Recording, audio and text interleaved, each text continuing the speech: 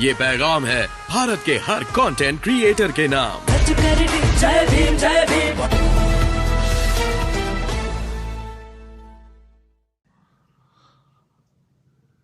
आज का जो लाइव है वो 14 अप्रैल के लिए है।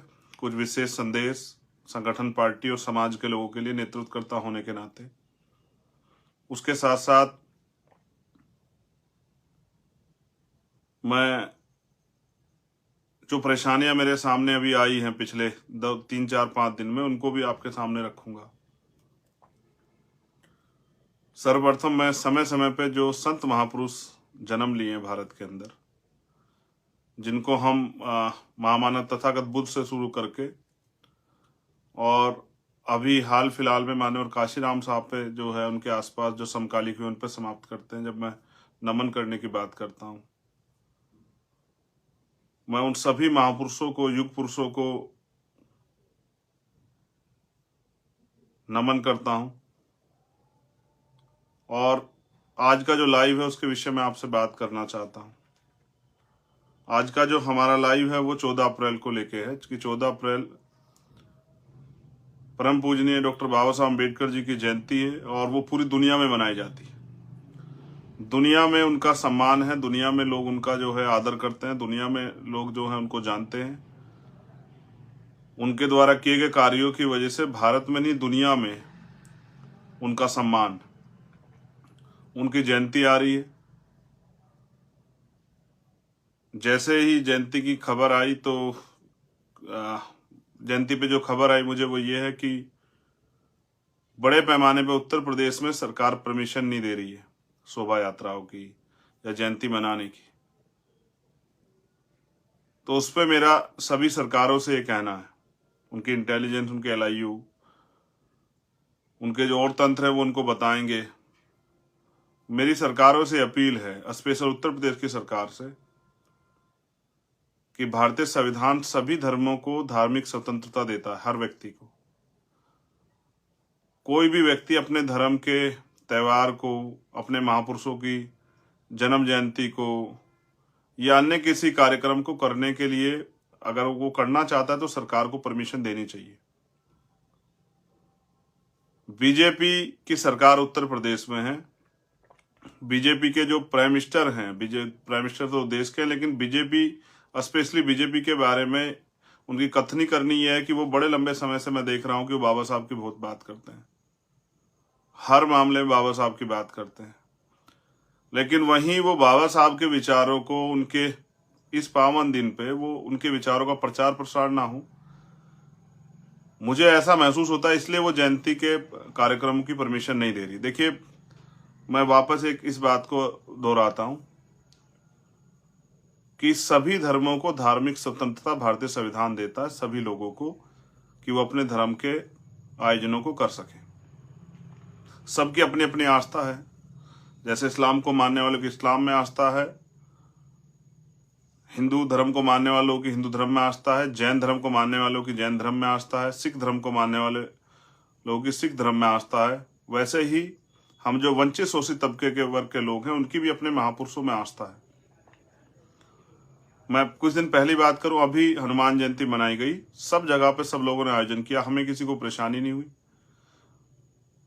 जिन लोगों की उनमें आस्था है उनको पूरी इजाजत है कि वो अपने धार्मिक आयोजन को करें। लेकिन फिर जब अब जो बाबा साहब अम्बेडकर को मानने वाले लोग हैं, उनमें आस्था रखते हैं, उनमें विश्वास रखते हैं, उनको भी परमिशन मिलनी चाहिए। जबकि करना तो सभी सरकारों को ही चाहिए कि जहां जहां उनके यहाँ डॉक्टर अम्बेडकर भवन के नाम से या पार्क के नाम से बाबा साहब अम्बेडकर की स्टैचू लगी हुई है, उनको उनकी जैसे उनका ये पावन पर्व है, उनकी जयंती समारोह का समय आ रहा है, तो उनको जैसे वो अन्य महापुरुषों के लिए कराते हैं, उनको चाहिए कि वो स्वतः कराएं। उसके साथ साथ उनको जो उनकी स्टैचूज लगी हुई हैं उसको, उसकी सफाई कराएं, उस पार्क की सफाई कराएं, उसको पेंट कराएं, उसको सजाएं। अगर वो वास्तविकता में, जो भी सरकार जहाँ है, वो अगर वो वास्तविकता बाबा साहब अम्बेडकर का सम्मान करती है और उनके अनुयायियों को उनको मनाने की, उनके जयंती को मनाने का अवसर उनको देना चाहिए। तो मैं सभी सरकारों से अपील करूंगा कि सभी सरकारें जहां भी है उनको चाहिए कि, फिर दोबारा कह रहा हूं कि वो बाबा साहब अम्बेडकर की जहां जहां स्टैचू या उनका पार्क उस तरह से जो जहां आयोजन होते हैं उन जगहों पे उनको जो है उनकी साफ सफाई कराए, उन मूर्तियों को पेंट कराए, जिससे कि वो ये जयंती समारोह मनाने में उनके अनुयायियों को कोई मुश्किल का सामना ना करना पड़े। क्योंकि मेरे पास ये खबर है कि हजारों जगह पे परमिशन नहीं दी जा रही है, और अगर ये परमिशन नहीं दी जा रही तो मैं मानता हूं कि बीजेपी कतनी और करनी में फर्क है।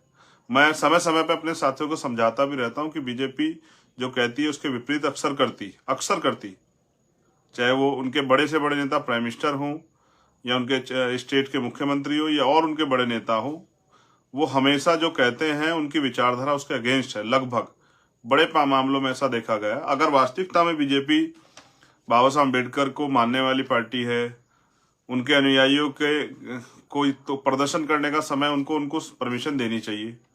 अगर वो परमिशन नहीं देती तो मैं समझता हूं कि बीजेपी मुंह में राम बगल में छुरी वाला काम है, उनकी कथनी करनी में फर्क है। और वो सिर्फ बाबा साहब का नाम इन वर्गों की वोट लेने के लिए करती है, दिखावा करने के लिए करती है। अदरवाइज इन वर्गों के जो महापुरुष है बाबा साहब अम्बेडकर, महापुरुष तो सबके, उनके प्रति उनकी कोई आस्था या उनके दिलों में वास्तविकता में कोई सम्मान नहीं है।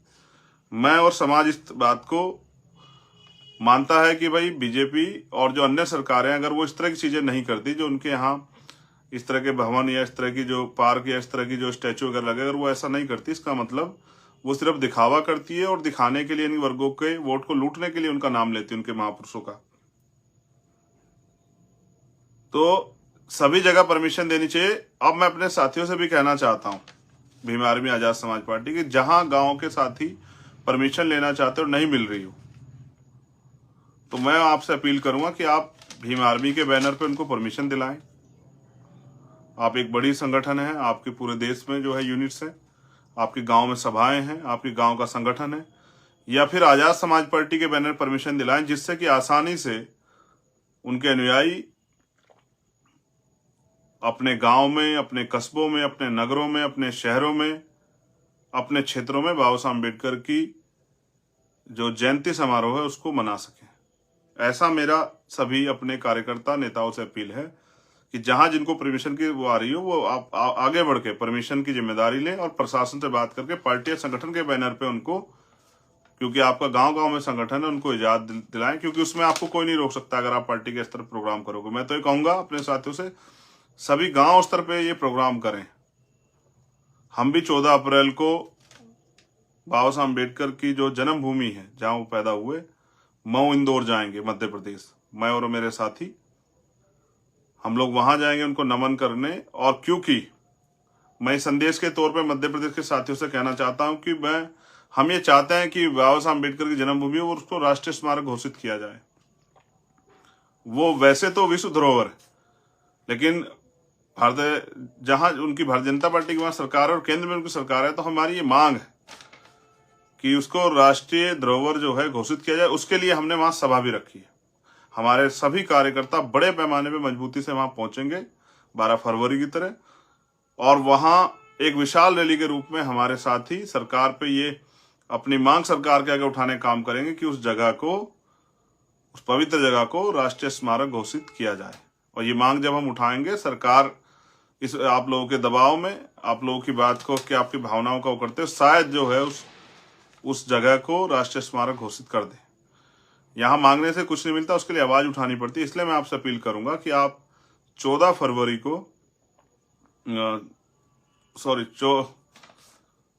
14 अप्रैल को मऊ जरूर पहुंचे मध्य प्रदेश के साथी, जिससे कि हमारी आवाज बड़े पैमाने पे सरकार के कानों तक जा पाए। दूसरा, मैं आपसे भी अपील करूंगा, ये मेरी समाज से पर्सनल अपील है, जो लोग महापुरुषों में आस्था रखते हैं, कि जो महापुरुष कहते हैं कि मुझे पूजने की नहीं, पढ़ने की जरूरत, जो कहते हैं मैं मूर्तियों में नहीं किताबों में, ये तो उनके सम्मान के तौर पे मैंने इसलिए बताया कि जहां जहां पहले से स्टैचू लगी वहां इस तरह की प्रक्रिया सरकार को अपनानी चाहिए, और समाज को भी इस पे जो है काम करना चाहिए, साफ सफाई का ध्यान रख के बनाना चाहिए। लेकिन बाबा साहब अम्बेडकर तो खुद ये कहते थे कि मुझे पूजने की नहीं, पढ़ने की जरूरत है, मैं मंदिरों मूर्तियों में नहीं, मैं किताबों में हूं। इसलिए मैं अपने बहुजन समाज से भी अपील करूंगा कि वो महापुरुषों को पढ़ने का काम करें, ना कि उनको पूजने का।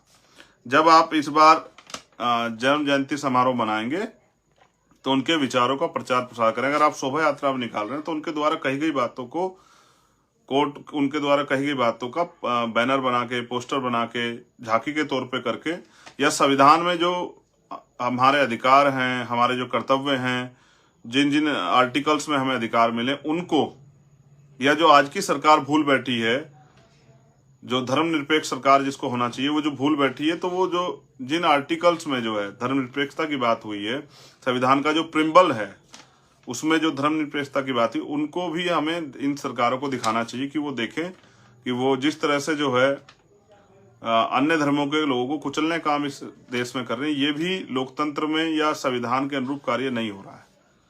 इसलिए मैं आपसे कहूंगा, बहुत हाय हुल्ला ना करें। नौजवान साथियों से स्पेशल कह रहा हूं, हाय हुल्ला करने की बजाय विचार गोष्ठियां करें। और मेरी आपसे एक बहुत इंपॉर्टेंट अपील है कि अपने घर में अपनी बहनों को, क्योंकि गाड़ी के जो दोनों पहिए होते हैं, एक आगे चलेगा एक पीछे, तो काम नहीं चलेगा। हमारी जो बहनें हैं, माएँ हैं, जो बच्चे हैं, उनको भी अपना इतिहास, अपने महापुरुषों के संघर्ष, अपने महापुरुषों की जानकारी देने के लिए आप विचार गोष्ठी घर में जरूर करें। अपने परिवार में चर्चा जरूर करें 14 अप्रैल की, और 14 अप्रैल को कौन जन्मे, उन्होंने क्या किया, उन्होंने किस तरह संघर्ष किया, ये बात समाज में और सबसे पहले अपने परिवार में जरूर बताएं। हम समाज को सुधारने की बात करते हैं, सबसे पहले हमारा प्रयास होना चाहिए कि हम अपने परिवार में इस सुधार को लाएं। अपनी बहनों को, अपनी बेटियों को, अपनी माओ को, चाची, दादी, भाभीियों को, सबको बिठा के अपने महापुरुषों के बारे में समझाएं। क्योंकि मैंने कई बार देखा, अब तो हमारे लोग बाबा साहब को पूजने लगे हैं। कोई नया मकान बनाते हैं तो बाबा साहब की तस्वीर रख देते हैं, कोई नया आयोजन करते हैं बाबा साहब की तस्वीर रख देते हैं। बाबा साहब को पढ़ने से हमारा काम आगे बढ़ेगा, बाबा साहब की बात पे विचार करने से, उस पर चलने से हमारा काम आगे बढ़ेगा, उनको पूजने से आगे नहीं बढ़ेगा। फिर मेरा ये आपसे बहुत एक और इम्पोर्टेंट वो है, देखिए दूसरे लोगों के पास बड़े बड़े साधन है प्रचार के, टीवी में भी आते हैं, अखबार में भी आते हैं, बैनर पोस्टर पे भी आते हैं, कई जगह और आते हैं। आपके महापुरुषों की जानकारी कैसे जाएगी? उसके लिए लोगों को कैसे पता लगेगा कि भाई क्या है? तो 13 अप्रैल की रात को आप लोग अपने घर पे, 13 अप्रैल को भी और 14 अप्रैल को, थोड़ा सा खर्चा है, लेकिन मैं समझता हूँ समाज इतना खर्चा स्वाभिमान सम्मान के लिए और उन महापुरुषों के लिए जिनकी वजह से आज हम अपने पैरों पे खड़े हो पाए, उनके लिए उठा सकता है। एक दीपक जरूर जलाएं, कम से कम एक दीपक जरूर जलाएं। अपने त्योहार, फेस्टिवल को फेस्टिवल की तरह मनाएं। जिस तरह से सभी लोग अपने अपने धर्मों के फेस्टिवल को मनाते हैं, आपको भी अपने फेस्टिवल को सेलिब्रेट करना चाहिए, जिससे कि आपके बच्चों में, आने वाली पीढ़ियों में जागरूकता फैले और वो जानने का प्रयास करें कि आज हमारे घर पे इस तरह का आयोजन हो रहा है, अच्छा खाना बना है, अच्छे कपड़े हम लोगों ने पहने हैं और हम लोग विचार गोष्ठियां कर रहे हैं और हमारे घर में दीपक जल रहा है, तो ऐसा आज क्या दिन है। आपके बच्चों में इसकी प्रति जिज्ञासा बढ़ेगी, आप दूसरे लोग भी देखेंगे, उनके भी अंदर जिज्ञासा बढ़ेगी। जो हमारे समाज के लोग अभी तक इस कार्य को नहीं कर पाए, उनके अंदर भी जिज्ञासा बढ़ेगी कि वो देखें किस तरह से जो है बाबा साहब अम्बेडकर की जयंती हम लोग जो है सेलिब्रेट करें। और फिर मैं कह रहा हूं, किसी भी महापुरुष की जयंती आए, जैसे 11 अप्रैल को भी जयंती है राष्ट्रपिता ज्योतिबा फूले की, तो 11 अप्रैल को भी अपने घर पे दीपक जलाएं, 11 अप्रैल को भी विचार गोष्ठियां करें, 11 अप्रैल को भी जो है अपने परिवार में बैठ के चर्चा करें। माँ सावित्रीबाई फूले, राष्ट्रपिता ज्योतिबा फूले के बारे में बताएं, छत्रपति साहू जी महाराज के बारे में बताएं, महामना रामसु वर्मा, महाराज सिंह भारती जी, प्यारेलाल यादव, बाबू जगदेव प्रसाद कुशवाहा, जननायक कर्पूरी ठाकुर, मान्यवर काशीराम साहब के बारे में बताएं। सबसे ज्यादा बड़े पैमाने पे तो हमारे लोगों को राष्ट्रपिता ज्योतिबा फूले जी की जयंती पे भी इसी उत्साह के साथ मनाना चाहिए जैसे वो 14 अप्रैल को मना रहे हैं। मेरी आपसे अपील है, सबसे इंपॉर्टेंट पॉइंट, जहां परमिशन नहीं हो रही आप वहां परमिशन के लिए लगें। भीम आर्मी के बैनर पे, आजाद समाज पार्टी के बैनर पे गांव के लोगों को परमिशन करा के दे, जिससे कि वो बाबा साहब अम्बेडकर की जयंती समारोह को मना सकें। जो लोग 11 अप्रैल का प्रोग्राम मनाना चाहते हैं, उन 11 अप्रैल की परमिशन करा के दें। समाज में हाथ बटाएं, नेतृत्व करना होने का, और समाज में को सही रास्ता दिखाने का काम करें कि हाय हुल्लड़ करने से नहीं, नाचने कूदने से नहीं, तमाशा बनाने से नहीं, अपने महापुरुषों की बात को बैठ के समझदारी से जानने से जो है हमारा काम आगे बढ़ेगा।